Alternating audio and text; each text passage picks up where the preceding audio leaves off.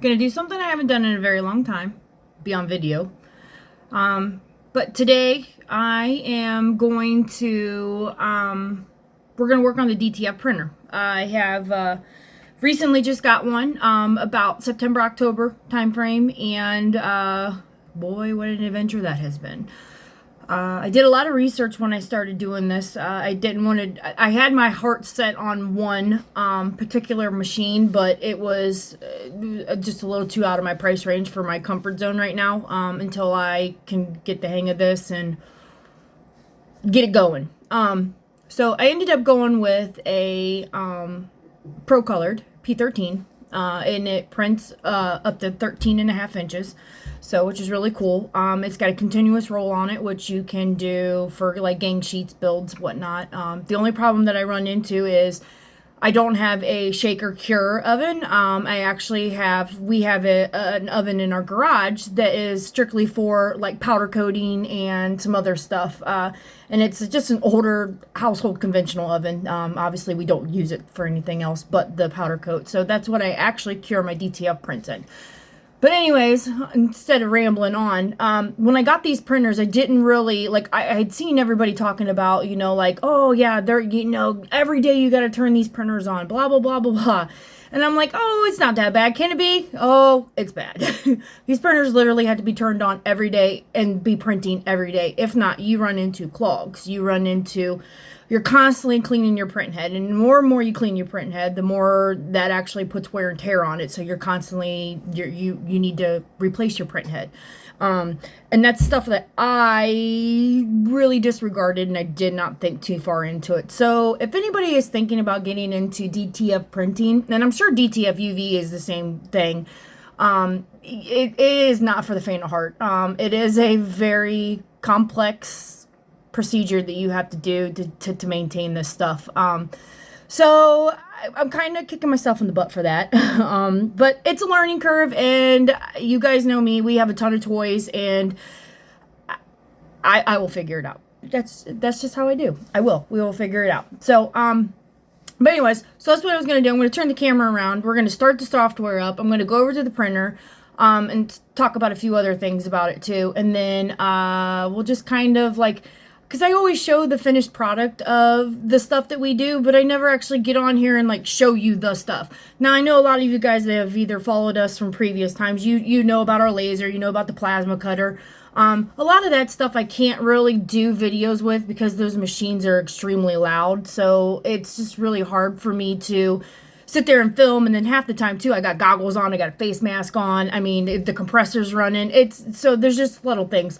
Now this, on the other hand, is kind of nice because it's in my little domain. I got my whole entire work area, and so got a nice little spread out, and we're going to show you how this stuff works. And a lot of people do like the DTF stuff, so a lot of people are making their own shirts right now. The fact that you can customize your own images, it's just really cool. So let's get started. It's my big old, I had a extra TV, and Brandon converted it into my monitor, so now I have my laptop and this. So there is two softwares that you use for the Procolored version, and one of them is called Print EXP, and then the other one is called ProRip. Now, ripping software is generally what most of these printers have on there, and that is what actually makes the software work and that you can print. Fairly easy to use. I mean, it's so, you'll hear the machine kicking on over here. So I'm gonna try not to fandangle this camera around too much, but I'm going to open up the ProRip, and this is going to automatically, this is the part where like it actually sends to the printer. The other one is just kind of like a software that runs in the background off of a dongle, and that's what actually communicates with the printer. That's how you do like your print head cleaning and stuff like that. But this is where the magic happens. So this is your sheet, and this is, of course, like I said, I have an unlimited roll, so I can go hundreds of feet. Now this is 13.5 across. I generally only like to print at max at 12.5 because, of course, when you get on here, you'll see like you've just got your, we'll do the Falcon ones. Like if you go any further, I mean, it's sometimes it'll, obviously take the print off the side of it and whatnot, and then I'll go over that too. You'll see kind of like what happens when that does happen. don't got exactly the greatest. But anywho, so that's just a generic one I just threw up there real quick. We don't have to do anything that. So we're going to walk over here to the actual printer.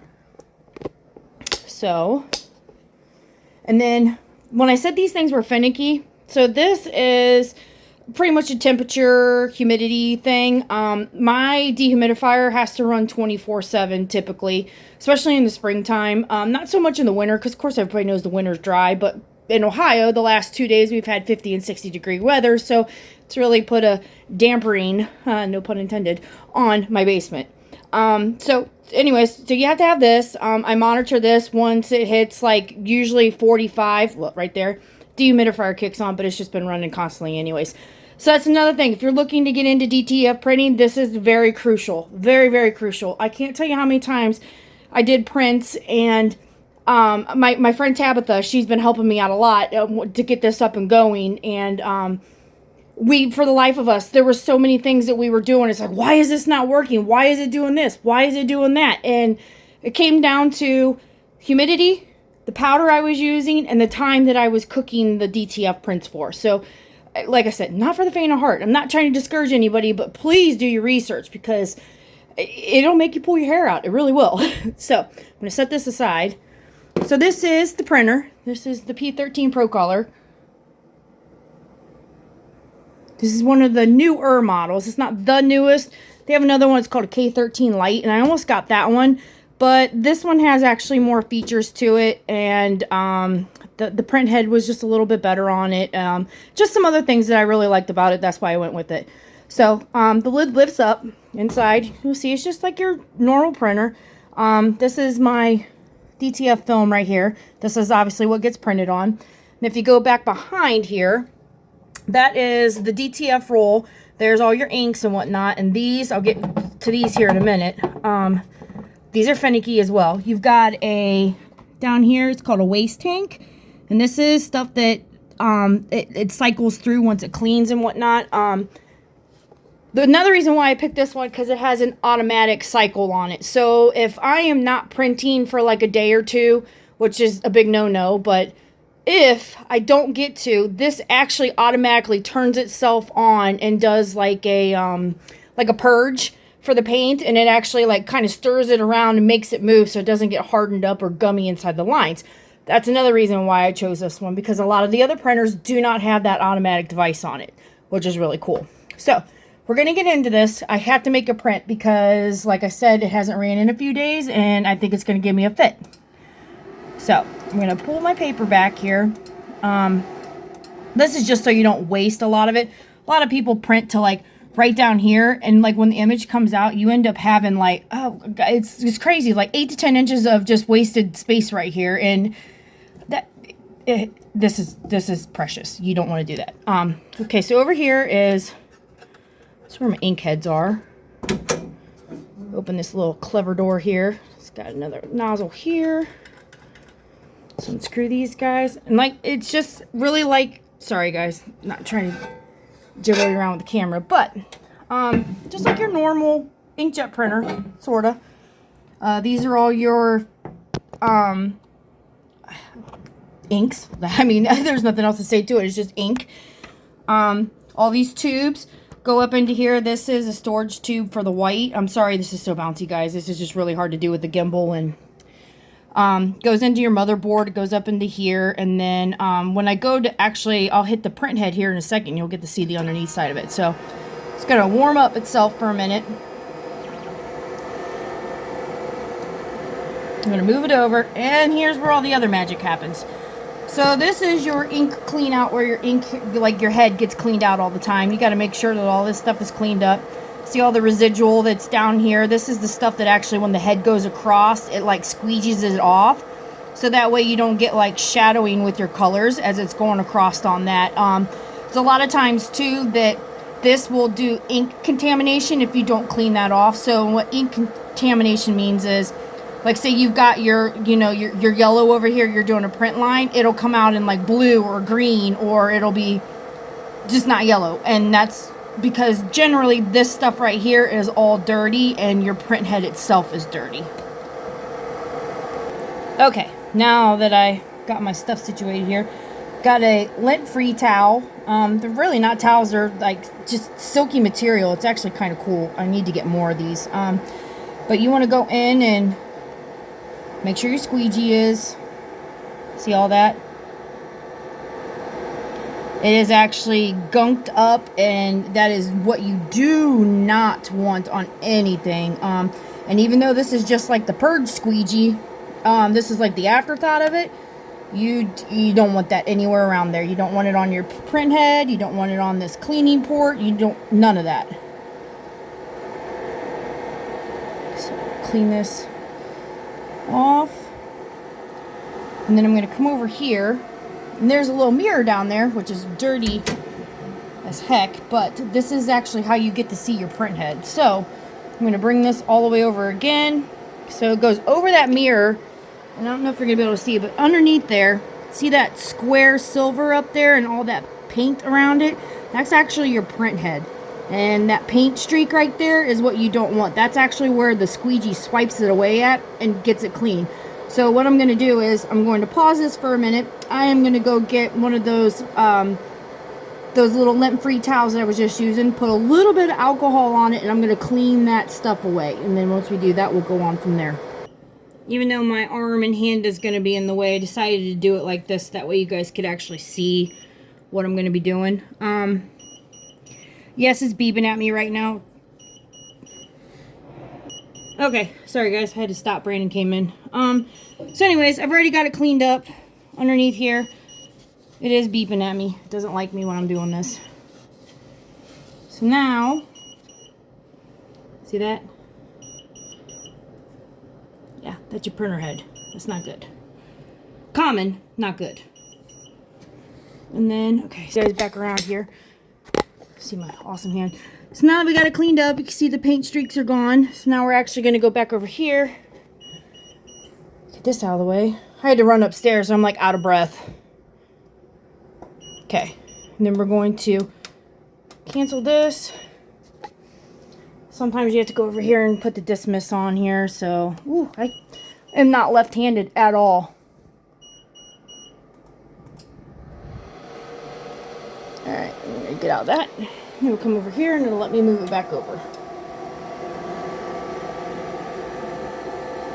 Okay, voila. So now, next thing is, I'm going to close this guy out. I'm going to make sure he's over. Everything's good. Okay, so now I'm going to leave this fascia piece off of this so I can see what's going on. You can kind of see there's some bubbles in the lines right here. A lot of times that is because it's sat, it's got air in it, or they have got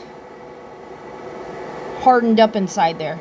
And that is the stuff that you do not want, because that is what ends up clogging your head. And right here, it's not good. We actually have some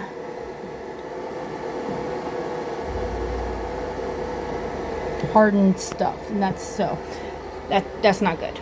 I'm gonna go back here and what I was telling you guys about these earlier. This white has an automatic stir in it because the white always gets clumpier quicker than the other colors do. These are a mess from filling them. They actually have like little air outlets on the top, and that's what helps siphon the ink that goes through the machine so you don't get bubbles and cause cloggages. But you have to, pretty much before every print, you just got to kind of give them a good shake. Just to make sure nothing's settled in there, because this stuff will, like, the color will go to the bottom and then the top will be a lot thinner, and then that's when you're going to get your crappy prints. So now we're going to go over to here to the yeah, don't mess my messy desk. I'm going to go over here to the software, the one that I said we don't really use very often, and that's the actual printer. And I am more or less just going to do a print check. And what this does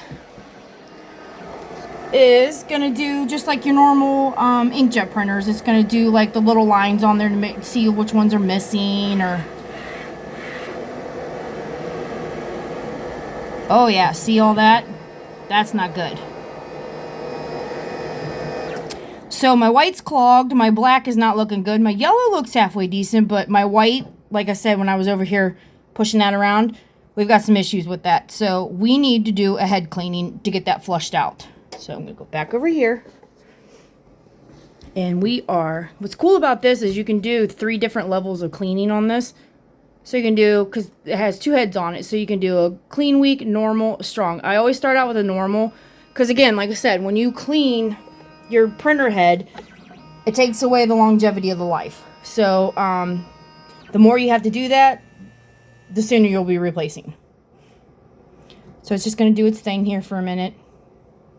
Makes a lot of noise. You'll hear some gurgling.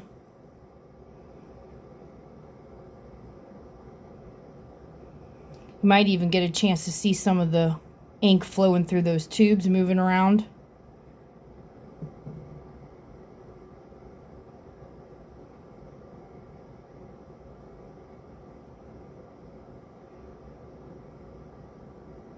Maybe not. Of course, as soon as I pause it, it starts. Okay, it's the ink moving through. It's going to do like a head purge.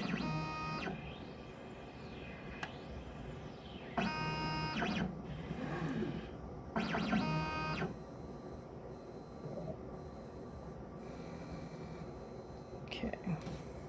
Now we're going to go back over here. Should just be just about done with that. And once it is, we're going to do another run with the check and see where our lines are from there. Alright, so now that's done. We're going to go back over to here like we did the first time. And we're going to run another check.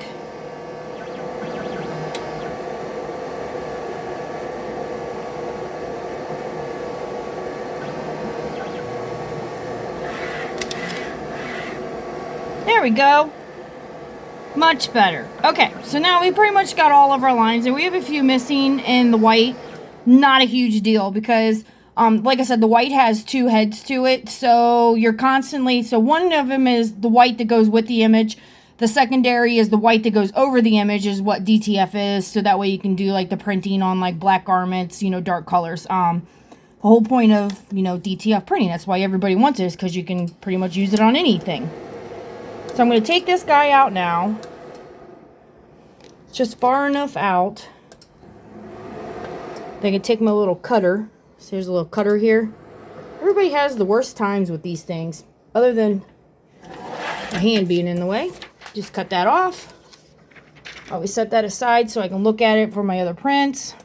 I'm going to take this back in so we don't waste a ton of them. And then we're going to go over here. And I have an actual print that I do. Sorry, I'm just like got the camera everywhere because I'm paying attention to other stuff. These are all jobs that I have done and recently, but there is a print right here that I do that's got like rainbows and blacks, and it's a good print to do to test your printers out. So we're gonna rip this out. It's downloading, sending it over to the printer now. And you can technically print with this off. It's not the greatest because sometimes these will detach I should say, and the ink it goes everywhere. It's just these are messy. These are extremely messy printers. I used to tell Brandon all the time, I can't believe what some of these people's printers look like. Well, I totally understand it now. So we are going to watch for colors. So it's going to have all the rainbows. So right here we got, I see our yellow, orange, blue.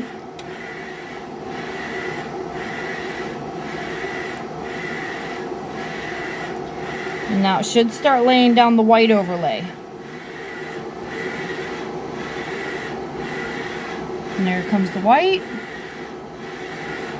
So that's the secondary white that gets laid over on the top.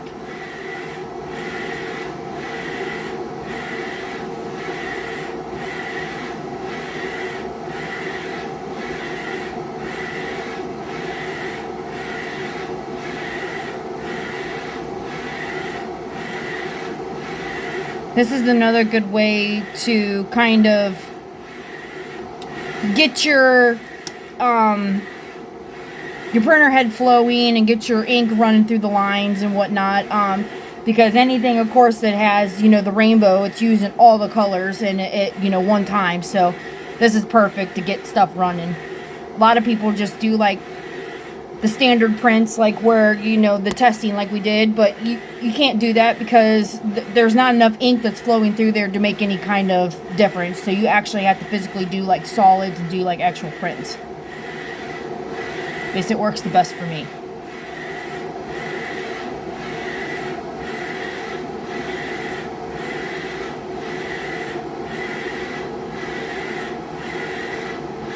So far so good. I see there's the red, I see the black.